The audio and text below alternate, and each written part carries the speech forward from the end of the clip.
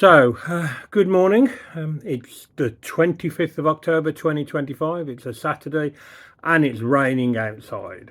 I'm in the workshop. Now, as maybe most of you are aware, I have two motorbikes. I have a Tiger 800 XR and I also have a Royal Himalayan 411, which I'll turn the camera around in a bit. So I've just got back from a week's riding through France, Belgium, Luxembourg, Germany, and then into the Czech Republic, and then I came back. Now, my Himalayan has a tracker on it, as well as does the Tiger, but the tracker does tend to use a bit of battery. So while I was away on my road trip, I got several notifications to say that the battery's getting low, blah, blah, blah. So by the time I did get back, the battery was flat on the Himalayan and I've had to charge it back up. So let's look at how I'm doing. Right, here I've got one of these Optimate. It's a fairly old one. It's a Malenko 10 by Optimate, but it doesn't matter because it has this maintain capability. So it's a good way of keeping the battery charged up. So if we follow it all the way down, here's my battery. Nothing new there. Main problem with these batteries obviously is that they do discharge over time, particularly when you've got a constant drain, which is what the tracker is. That's what this cable is here, or partly. I also have, let's see, USB off it as well. And one of the annoying things is these are like a little screw terminal, and the screws are never of the right length once you start adding more and more of these into it. So I did fit, so let's try again, shall we? So I did some time ago fit this Oxford junction box, which was good but not perfect, mainly because these junction terminal screws in here aren't the greatest. So I ended up removing it. So yeah, I'm not going to fit it back in. It is good, but for my use, not perfect. So now that I'm experiencing issues with my battery going flat, I have bought myself one of these maintainer cables. So my charger will fit into this. I've got the right connector for it. And then these two terminals go onto the battery, and I can run this cable out underneath the seat. Of course, I'm going to have the issue where my screws might not quite be long enough to pin everything. But this video is to document me swearing or trying to fit it. So let's take it from there. Right, so of course, the first step is going to be turning off the charger at the moment. So I will just unplug that. So that's unplugged. So I'm not working on a completely live system. So we can take those off, which is fine. And then we're down where all the terminals are, all the ring terminals. So let's connect that. So that's the main one.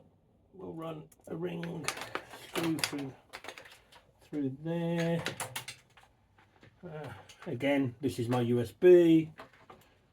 So that's that. You can see that the tracker's like a spade ring, so that makes life a bit easier, maybe. And then what we'll try and do is get the screw started in this, and then I'll slip the ring terminal in at some point. Is that going in? If I'm lucky it is, if I'm not, no. Oh, I really hate these terminals. Oh, there we go.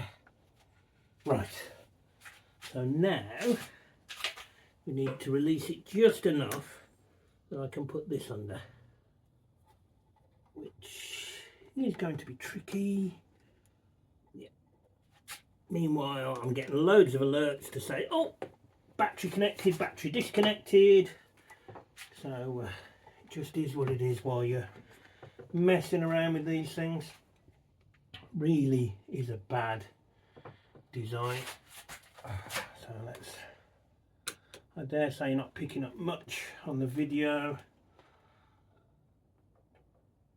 I've got to be careful how much I undo this. There we go, that's that one in. Right. Let's see where we go with that. Right, so as you can see here, I've got the main positive terminal on. Here's the red cable. No, it's not, it's the black cable. I've just wired in the wrong one. Ooh. Right, we just corrected it. So, positive terminal, and then this is the main positive from the charger cable. You can see that there's a fuse in here, and it's a 15 amp fuse. So now I need to connect up the negative one, which is this one here, and it will go to there. And I appear to have missed something off because I'm just looking across, and I can see another cable here. So I think we'll go back again. So now we have all the positives together. So this is the charging cable, this is USB, this is the tracker. I'm not sure what the other one is. Oh yes, my Garmin charging cable. That's the one, because I've got a Garmin Zumo, so that's why I've got so many reds. So let's get the negative connected and take it from there. Although I am aware I could connect the negative to the chassis. That might make life a little easier because it's still doing the job. So I think we'll do that. So I'm still sorting out this earth. So if we look here, there's a bolt there. There was a bolt there, but obviously there's no bare metal. So I'm just going to remove some of that covering, and I'll use copper grease, and then I will anchor my earth to that. Okay, so I've cleared around the ring, or where the ring's going to go. You can see it's pretty much the same size as the actual connector. I just need to dig out my copper grease, and then I will bolt that in place, and that should give me a good earth. Fingers crossed. Okay, if we go in, you can see it's in place. Cable runs down. I've used my old favourite, some duct tape, to trap it in, and then the cable runs across here and exits out here. So I could have made a small exit hole here, but I didn't want the cable to run so much. So now I'm just going to try and fit the seat in place, and hopefully it won't catch anything. So let's try that now. Right, so main seat in place. It's not trapping that cable, even if I, although saying that, there's a little bit there, but there's cushioning. Yeah, that's fine. That'll work. As you can see, there's a waterproof cap on there, which of course you want to have a waterproof cap. Given the fact that it's going to be exposed. I mean, if I look here, there's a big gap here. I'm not sure I want to route the cable there. Let's have a quick shufty. So let's just untake that. No, it's too tight. So although I could come out that side, that's an option. Right, I'll have a look at that. Let's have a go. Right, so I have gone with the option to take it out the front here, as you can see. Bit of play, but that's fine. It shouldn't get the worst of the shit as you're driving along. Like I say, there's still a waterproof cover. So let's give it a go. And it's now plugged in. Nothing's gone bang. It'll start its charging cycle again. So that's not a problem. It won't take it long. But yeah, perfect. So that now allows me to keep my Himalayan battery in good condition, because I oscillate between the bikes. Sometimes I'll take the Himalayan out, and other times I will take the Tiger out. Yeah, although the Himalayan's due its service, I need to check the valves. So that'll be the next job, checking the valves. But yeah, there you go.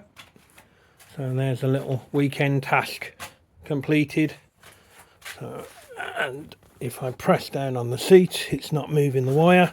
So I know there's no compression on that wire. Excellent. Another little job. Well, thanks for joining us. Ciao.